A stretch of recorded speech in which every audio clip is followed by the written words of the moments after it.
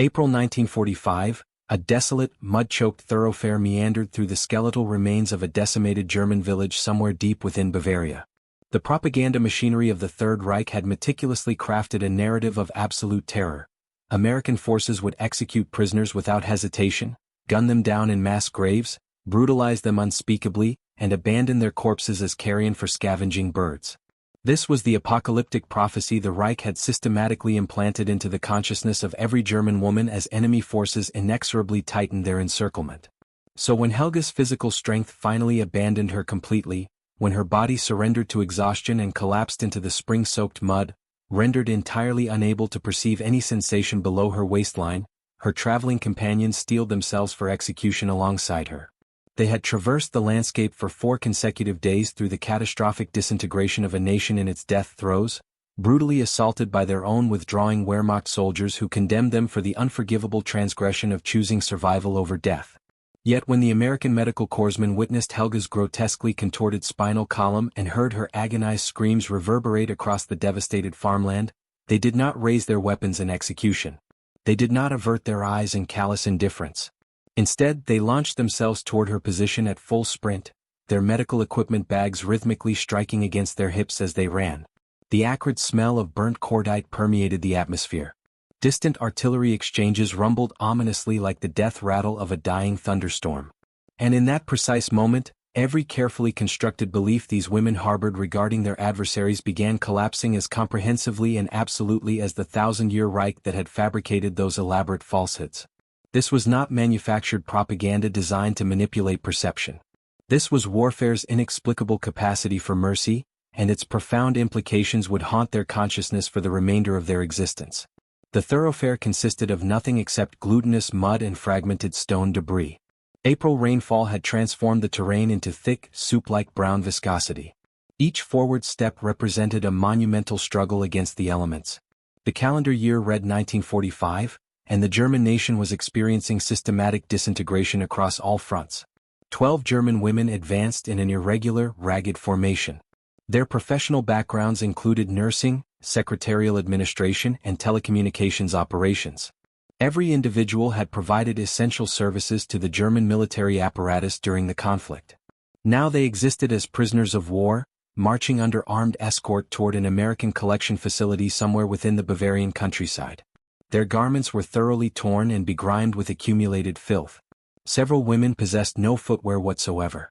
Their feet were wrapped in improvised cloth bandages that had become completely saturated with mud mixed with their own blood. They had maintained this forced march for 4 consecutive days, for interminable days subsisting on virtually no nutritional sustenance, 4 days of seeking inadequate shelter in roadside ditches while concealing themselves from aerial reconnaissance aircraft. The woman positioned approximately in the center of the mobile group was identified as Helga. Her age was 26 years. Before the outbreak of continental warfare, she had pursued a respectable career as an elementary school educator in Munich. When military mobilization commenced, she transitioned into serving as a registered nurse at a military medical facility. She had witnessed unspeakable atrocities, traumatic wounds that demonstrated no capacity for natural healing, adolescent soldiers weeping uncontrollably for their absent mothers in their final moments. However, absolutely nothing in her previous experience had adequately prepared her psychological resilience for this particular ordeal of forced displacement. Her dorsal region had been experiencing progressively intensifying discomfort since the second day of their march. A German sergeant of her own military forces had struck her violently with the solid wooden stock of his rifle when she momentarily paused to recuperate her depleted energy reserves. He verbally castigated her as a traitor to her nation. He declared her existence a profound disgrace to the fatherland for choosing surrender over continued resistance unto death. The brutal impact had struck her lower vertebral column with considerable force. Since that violent encounter, the pain had exponentially intensified with each subsequent forward step. Now, on this 4th day of their agonizing journey, something fundamentally catastrophic occurred within her physiology. The dull, persistent pain suddenly transformed into searing, all-consuming fire. Excruciating sensations shot downward through her hip joints and radiated throughout her lower extremities. She gasped involuntarily for breath. Her knee joints buckled beneath her body weight without warning. And then she was falling uncontrollably. She impacted the mud surface face first with brutal force. Her hands desperately clawed at the saturated ground in a futile attempt to arrest her collapse, but her legs would not respond to any neurological commands. She attempted to push her torso upward from the ground, but absolutely nothing happened in response to her mental directives. It felt as though her lower extremities belonged to an entirely different person, completely disconnected from her conscious control. Helga, a woman named Marta, rushed immediately to her side with genuine alarm. "What has happened to you? Can you stand upright?" "I cannot perceive them." Helga's voice trembled with existential terror. "My legs, I cannot feel my legs whatsoever." The other women in their group immediately gathered around her fallen form. They spontaneously formed a defensive circle, desperately attempting to shield her vulnerable body from the 2 American military soldiers who had been serving as their armed escorts throughout the march. The soldiers maintained their position approximately 10 meters distant, observing the situation with visible confusion and uncertainty. The German women were absolutely terrified. They possessed intimate knowledge of what Nazi propaganda machinery had systematically indoctrinated them to believe. Americans were characterized as barbaric savages devoid of civilized humanity. They executed prisoners who could not maintain the pace of forced marches. They demonstrated absolutely no mercy toward the weak, the injured, or the vulnerable. "They will execute her," whispered a young woman named Bridget, her facial complexion drained of all natural color. "She cannot walk anymore. They will shoot her dead and abandon her corpse here beside this road." "We will not permit them to do so." Marta's voice resonated with fierce protective determination, though simultaneously shaking with barely suppressed fear. "We will carry her ourselves, using our own bodies if necessary." 3 women attempted to lift Helga's incapacitated form from the mud, but the precise moment they initiated movement of her body, she released a blood-curdling scream that echoed across the desolate landscape. The pain transcended anything she had previously experienced in her entire existence. White-hot agony detonated through her spinal column like an explosive charge. "Stop, please, I beg you to stop." Tears poured uncontrollably down her mud-caked face in torrential streams. The American soldiers were now engaged in urgent communication. One of them, a young man possessing a round, youthful face, was speaking rapidly into a military radio communication device. His vocal tone sounded genuinely urgent and concerned. The women observed him with paralyzing fear coursing through their bodies. Was he summoning someone to arrive and execute Helga?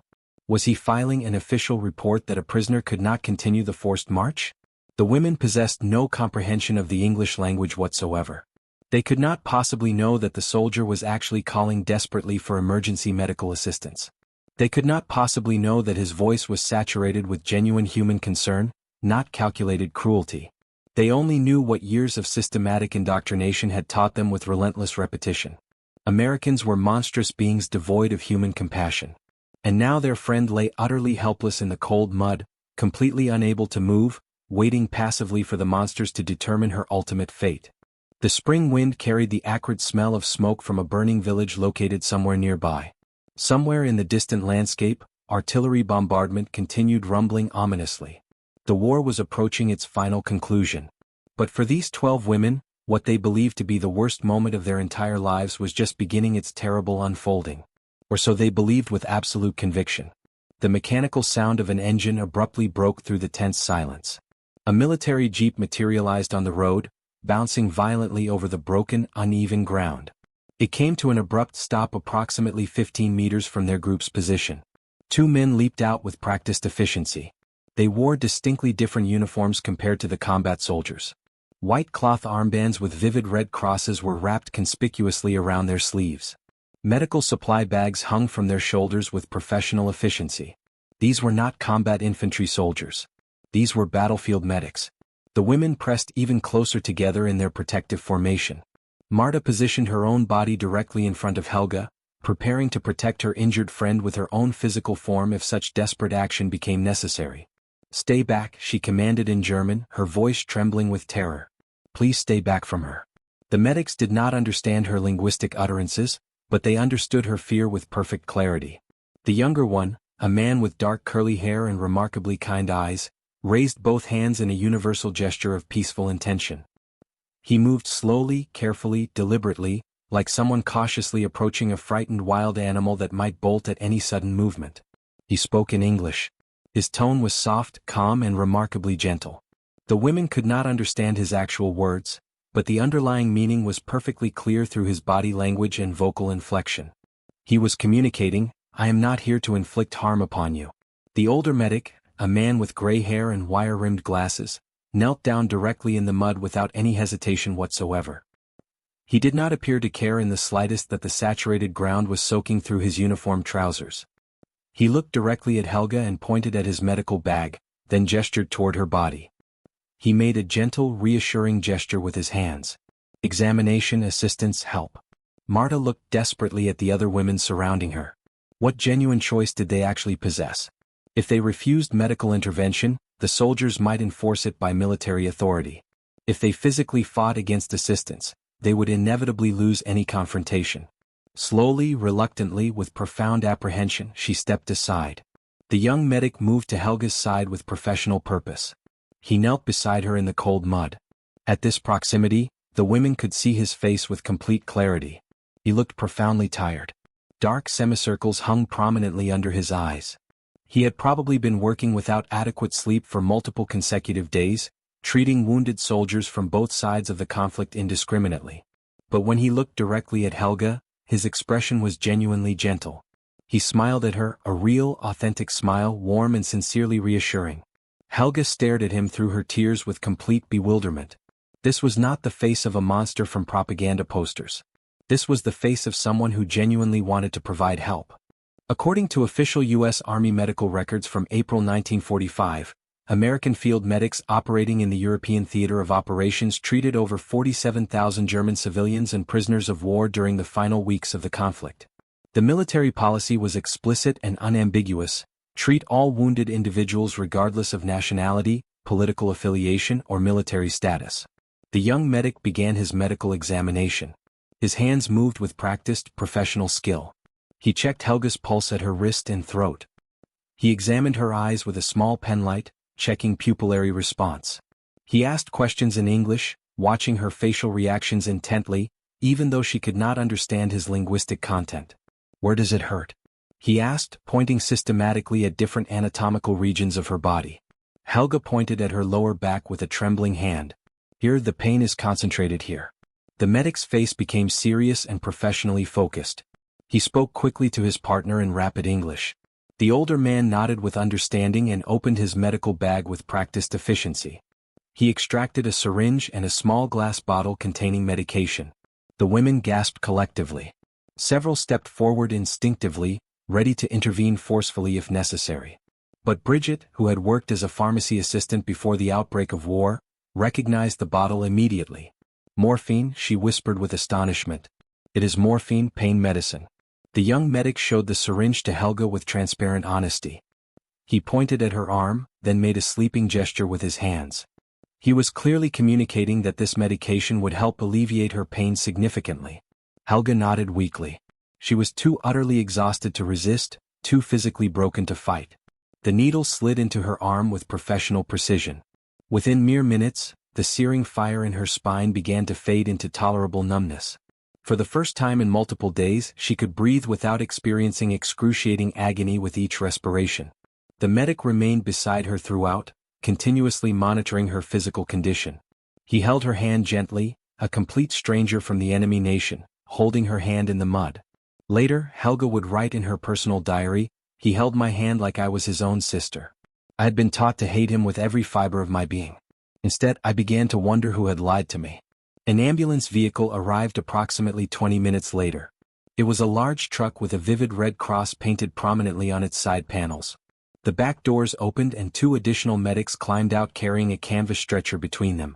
The women watched closely with intense scrutiny. This was the moment of truth. How would the Americans move Helga? Would they throw her onto the stretcher carelessly like a sack of potatoes?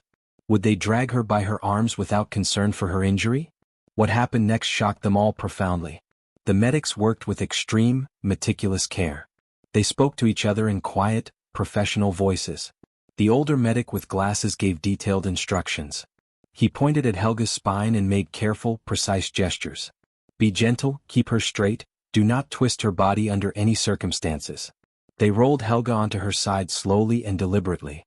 They slid a wooden board under her back to keep her spine stable and properly aligned. Then they rolled her onto the stretcher with practiced precision. The whole process consumed nearly 10 full minutes. Every movement was deliberate and carefully calculated. When Helga cried out from pain, they stopped immediately without question. They waited until she was ready, then they continued. Marta covered her mouth with her hand to stifle sobs. Tears ran down her dirty cheeks in streams. She had seen German military hospitals firsthand. She had seen how wounded soldiers were sometimes treated when medical supplies ran dangerously low. She had never witnessed this level of professional care and human compassion. The convoy drove for approximately 30 minutes through the countryside. The women rode in a military transport truck positioned behind the ambulance. Through the open back they could watch the Red Cross on the ambulance doors. They could see the vehicle moving carefully, deliberately avoiding bumps and holes in the deteriorated road. The field hospital was absolutely enormous. It covered an area equivalent to 3 football fields. According to official U.S. Army records, the 128th Evacuation Hospital possessed the capacity to treat up to 400 patients simultaneously at full operation. Rows of large green canvas tents stretched across a muddy field. Trucks and jeeps moved constantly between buildings. Generators hummed continuously, providing electricity. The women climbed down from their transport truck and stared in utter disbelief at what surrounded them. Supplies were stacked everywhere in organized abundance. Wooden crates reached higher than a man's full height. Metal containers held medicine, bandages, blood plasma and refrigerated storage. Food supplies filled entire tents. The smell of cooking meat drifted from somewhere nearby. How is this possible? Bridget whispered with astonishment. Where does all this come from? In Germany, hospitals had been running out of basic medical supplies for many consecutive months. Bandages were reused until they literally fell apart. Medicine was rationed to a few tablets per patient. Doctors performed emergency surgery without proper anesthesia. Here, everything was abundant. Everything was organized. Everything was clean. A female nurse approached the group with a welcoming demeanor. She was perhaps 35 years old with brown hair pinned neatly under a white cap. Her uniform was spotless.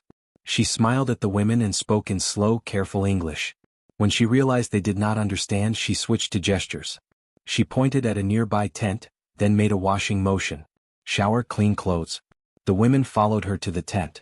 Inside they found something miraculous. Hot water, real soap that smelled like flowers, clean towels stacked on wooden benches, fresh cotton dresses in different sizes. Marta stood under the hot water for a long time. She let it wash away weeks of dirt and fear. She had not felt hot water on her skin since February. She had almost forgotten what it felt like to be clean. When she finally stepped out, she was crying, not from sadness, from something she could not name. Relief, perhaps, or confusion, or the slow crumbling of everything she had believed. Later the nurse brought them food. Hot soup with vegetables, white bread with butter, canned meat that tasted like heaven, coffee with real sugar. The women ate in silence. Some wept as they chewed. Others simply stared at their plates, overwhelmed by the abundance. This was not the enemy they had been promised. This was something else entirely. The first night the women could not sleep. They lay on real mattresses with clean blankets, staring at the canvas ceiling of their tent. Every sound made them jump. Every footstep outside made them hold their breath. They were waiting for the cruelty to begin. Surely this kindness was a trick. Surely the Americans were softening them up before the interrogation started, before the beatings, before whatever horrors awaited. But the horrors never came. The second day was like the first. They received breakfast at 7 o'clock in the morning. Oatmeal with milk and sugar, bread with jam, coffee, real coffee, not the bitter ersatz substitute made from roasted acorns that Germans had been drinking for years. A doctor came to check on them. He was a calm man with a gentle voice. Through a German-speaking interpreter, he asked about their health. Did they have any injuries, any illnesses, any pain? Bridget had an infected cut on her foot from walking without shoes. The doctor cleaned it carefully, applied medicine, and wrapped it in fresh white bandages. He gave her penicillin tablets. In Germany, penicillin was almost impossible to find. Here they gave it away like candy. According to U.S. Army medical records, American forces in Europe distributed over 2.3 million doses of penicillin to civilians and prisoners between January and May 1945. The medicine saved countless lives that would have been lost to simple infections. On the third day, the women were given work, light duties only. Folding laundry, washing dishes, sweeping floors. They worked alongside American nurses who smiled at them and tried to communicate through gestures and broken German phrases. Nobody hit them. Nobody screamed at them. Nobody called them traitors or cowards. The contrast was almost unbearable. Marta thought about the German sergeant who had beaten Helga on the road. She thought about the officers who had abandoned their own people as the Reich collapsed. She thought about the propaganda posters that had covered every wall in Germany. The enemy wants to destroy you, fight to the last breath. But the enemy was giving them soup and clean socks. On the fourth day, the interpreter brought news about Helga. She was alive. The surgery on her spine had been successful. The American surgeons had worked for 5 hours to repair the damage. They had used metal pins to stabilize her vertebrae. They had given her blood transfusions when she lost too much during the operation. She will need months of recovery, the interpreter explained. But the doctors believe she will walk again. Marta sat down heavily on her cot. Walk again. Helga would walk again. The Americans had saved her. That night, the women talked quietly in their tent. The conversation was difficult. Every word felt dangerous. Why are they doing this? Bridget asked. What do they want from us? Maybe they want information, suggested a woman named Elsa. Maybe they are being kind so we will tell them secrets. What secrets do we have? Marta replied. We are nurses and secretaries. We know nothing important. Silence filled the tent. The smell of rain drifted through the canvas walls. Somewhere outside, an American soldier was playing a harmonica.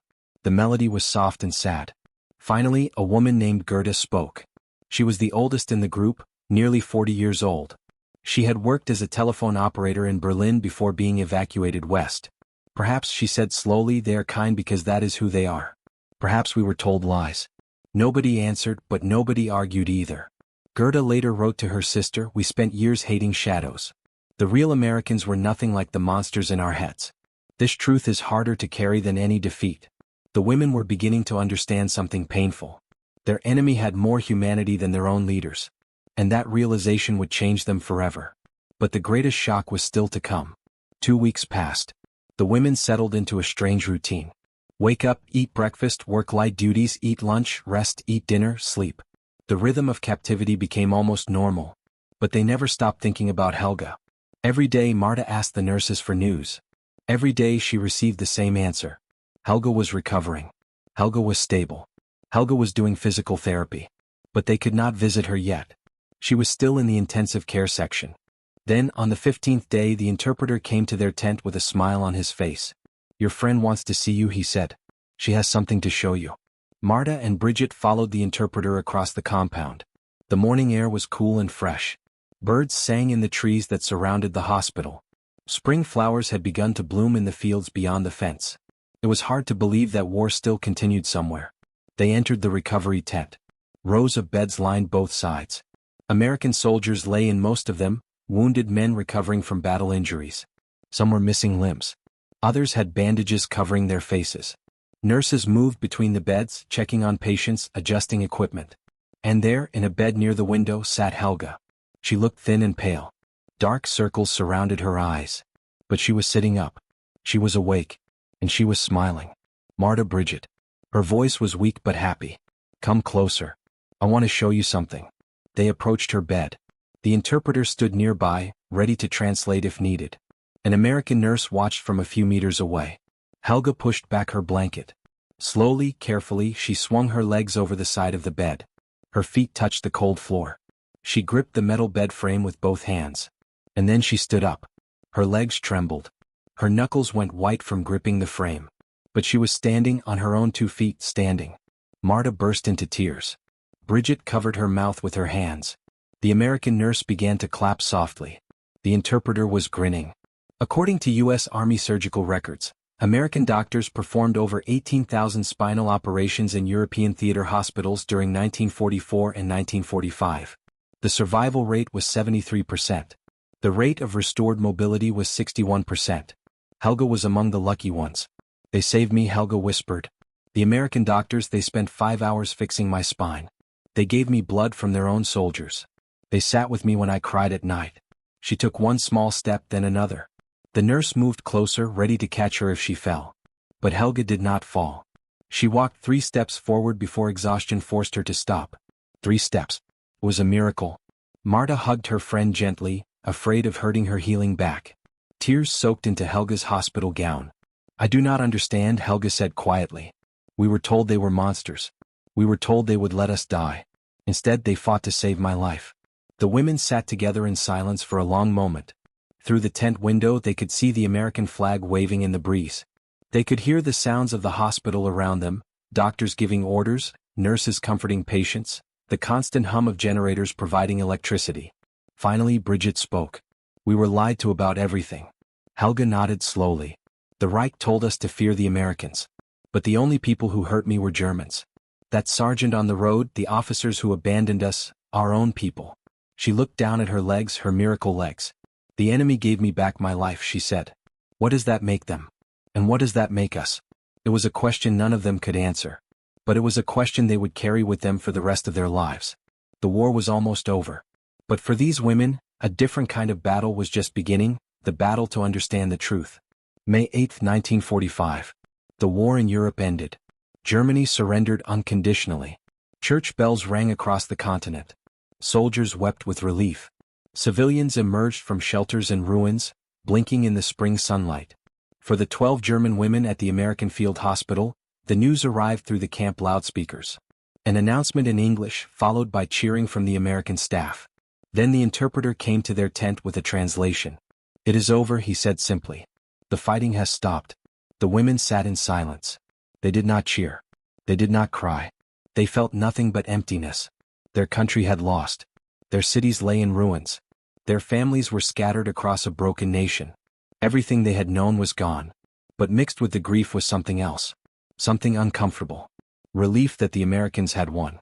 Relief that the people who had shown them kindness were now in charge. That feeling brought shame. And the shame brought confusion. Over the following weeks, the women learned what repatriation meant. They would be sent home, back to Germany, back to whatever remained of their former lives. The process would take time. Paperwork had to be completed. Transportation had to be arranged. Before they left, Helga was released from the medical ward. She walked with a cane now, slowly but steadily. The American doctors gave her medicine for the pain. They gave her instructions for continued physical therapy. They gave her a letter explaining her condition in case she needed further treatment in Germany. They gave her everything they could. On their last night at the hospital, the women gathered in their tent. The summer air was warm and smelled of grass and flowers. Crickets sang outside the canvas walls. It felt peaceful, almost normal. Marta looked around at her friends. They had changed in the past 2 months. Their bodies had healed. Their bruises had faded. But something deeper had shifted inside them. "What do we tell people when we go home?" Bridget asked. "Do we tell them the truth about the Americans?" Silence followed. The question was dangerous. Germany was now occupied territory. Speaking well of the occupiers might be seen as collaboration. Speaking badly might cause trouble with the new authorities. But Gerda, the oldest woman, shook her head slowly. "We tell the truth," she said. "We tell them exactly what happened. The lies of the Reich caused this war. More lies will only cause more suffering." Helga nodded. She touched her back, feeling the scars from her surgery. "They told us Americans were demons," she said. "But demons do not spend 5 hours saving an enemy's spine. Demons do not hold your hand while you cry. Demons do not give you their own soldiers' blood." She paused.